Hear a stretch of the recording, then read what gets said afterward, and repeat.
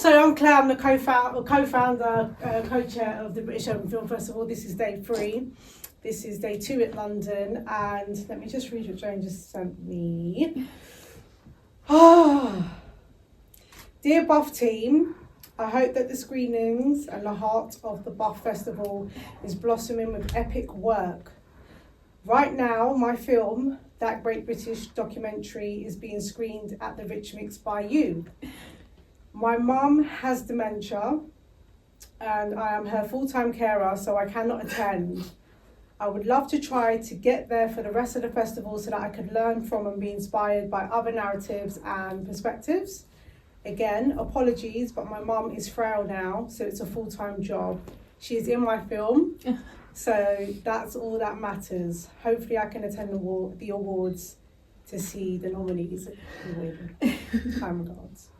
So wow, thank you so much, Joan. I'm sure we're gonna cut up the sort of VT and post. I was taking some pictures and stuff, but I just wanted to get a few words about that experience of the film. I know there was some emotion in the front row here. What was that experience for you? Why was you so emotional? I did want to give you a hug, but I didn't want to stop actually enjoying the I don't know, resonated with me because I was a mixed race from the Caribbean. Okay. And I found out like recently that my great grandmother, my surname is European, but because the surname belongs to the slave owner. So, I've been here 15 years and, we went to university together. But it's been like a trek being here because I realized for the first time that I don't know where to put myself. What Caribbean country, if you don't mind? Puerto Rico. Puerto Rico. Yeah, we went to university. I never assumed together. I would always ask where you come from. Yeah, exactly. So I'm here, and race is such a it's such a matter. It's such a tender thing. It's a tender thing that you just don't know. I did I work with people experience, and I did a Black History Month, and I felt excluded from Black people and also and so I'm like, oh my god, where am I? Where do I belong to? So I needed quite to watch this. Quite confrontational in a way, but like a lived experience. Yeah, it's something you're unpacking still. Yeah. Is that the same for you, Jasmine? Well, in my case, I'm from Puerto Rico. I'm living now in London and in LA. Okay. And over there, everybody see my skin, and it's like she's white, but my great grandmother it's black. And in Puerto Rico we are all mixed. Mm-hmm. We say, where's your grandmother? Yeah, there's a phrase we say. Yes, there's a saying in Puerto Rico that is like, where is your grandmother? Because we're all mixed. Right. And I hate when people label me as something, because I feel like when they say the coconut, I feel like I'm the opposite. Right. I am white outside, but I'm black inside. Right. So I'm like, So why are people saying that I'm white? I'm from Puerto Rico, and half of my family is black.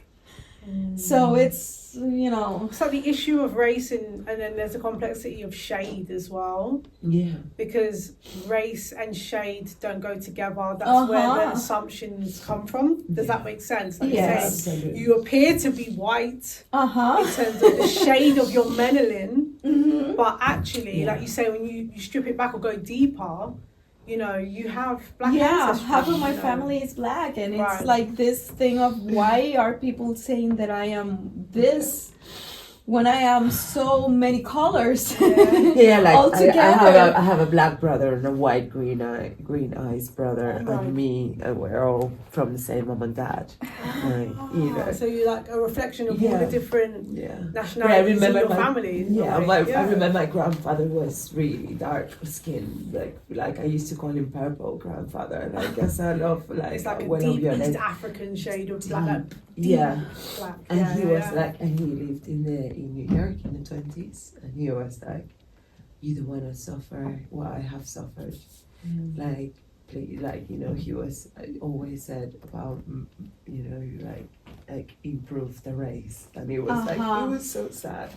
like I never understood what he meant when he said it, but like the more you get older and you realise like the it depth was of so it. sad for him to say that. And in her case, her dad it was black and her mom is white. So Okay, it's so the mixed same race story. again, similar but story. Yeah, so that's Yeah. why you really resonate Yes. with the story Yeah. from Yeah. a personal perspective. Yeah. Did you have any comments or feelings about the movie? Yeah, I mean, now he's my partner, so we have lots of conversations. I think I come from a very sort of white, family from Ireland, Wales, England. Very British. Yeah, Yeah, British. yeah. And some of the remarks, I'm like from the 70s, like the baby boomers was my parents, Sure. and then the grandparents. Yeah. And so I understood very much about the remarks that were made. So it kind You've of heard them. hits, yeah. Yeah, you know. probably. And it's like truthfully. we had a massive hangover from that, Yes. and we're Yeah. moving on to new generations, Sure, new ideas. but it's still like the relics of the But past. the keep relics are repeating. still Yeah, there, yeah, and it's yeah, very yeah. difficult, Yeah. being in a relationship where.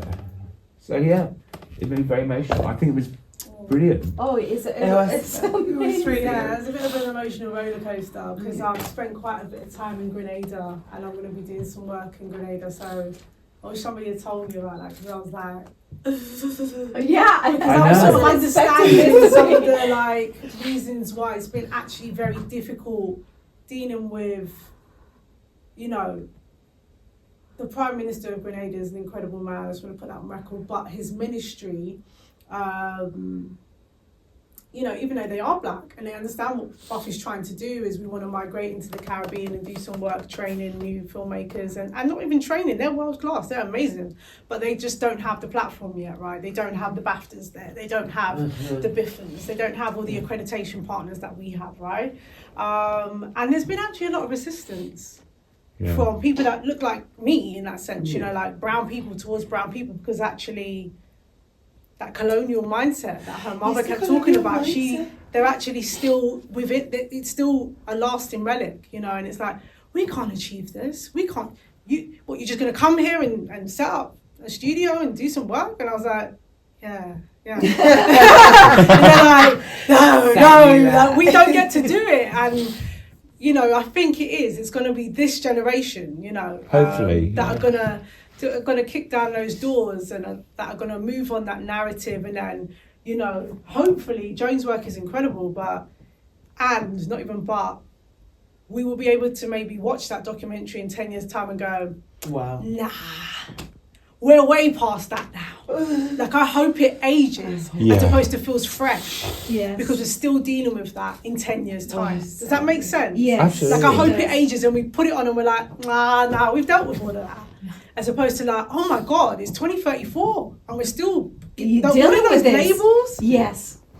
That was a real thing. So yeah. I get a lot when I go to auditions in LA. I get a lot when I go to when they're looking for Puerto Rican characters, and they're like, "But you don't look Puerto Rican. You're not brown enough." Wow. Oh, That's so confronting. How and do I'm you like, respond to that? I am as Puerto Rican as it goes. We've been so mixed. We are very look mixed. It was I Okay. find that my Brazilian friends have a similar experience, depending on whether you're in Rio or Sao Paulo. If you're in Sao Paulo, it's sort of like a bit more cosmopolitan. In Rio, it's very white. like, you're dark, you're poor. Why are you walking on the beach? You should be in the favelas. It's a very like class, race, economy. There's that segregation still, and I was very confronted by that. Because I was just walking the beach, like meditating, enjoying life, and everyone was looking at me like, "What? Why are you not in the favela? Yeah, get up there!" And I'm like, "I'm from London, bitch." London comes in different swagger. Yeah, 100%. Does anybody else have anything that you want to offer? We wasn't even going to have this dialogue, but I really felt like it was important to do it because of the strong reaction. And yeah, I think we will cut this up and put it out on social so that Joan can know that. Because if she was here, I think we'd be in it for like 100 Oh my years. God, I was like, is Joan here? Yeah, I literally saw that email and I was like, She literally put me. She's from my hometown as well. oh really? Just don't know, yeah, Maidenhead. Yeah. And your friend was. Yeah. But, yeah, Crew, any amazing. thoughts, feelings, contributions? Got one chap in the back there. Did you enjoy the movie? Yeah, really interesting. It's just Yeah. good to hear, stories about this topic from different voices. Like she kind of touched on it in the movie, but it's a good point. So yeah, my vague connection to it, obviously, my girlfriend's British, black. Both her parents' sides of the family from Cuba and Jamaica. But I mean, similar to what the lady said before, they've got their dad's side of the family have a very Scottish surname. So I don't know if they've done all the research back to Sure. that, but chances are it's a similar situation. Yeah. Awesome. Okay. Well, we're going to wrap it up there. Thank you so much for coming to see the Great British documentary. We're going to reset and be back at 8:30 for the next 2 screenings, one in here and one in Screen 1. So we'll see you soon. Thank Lovely. you very much. Thank you.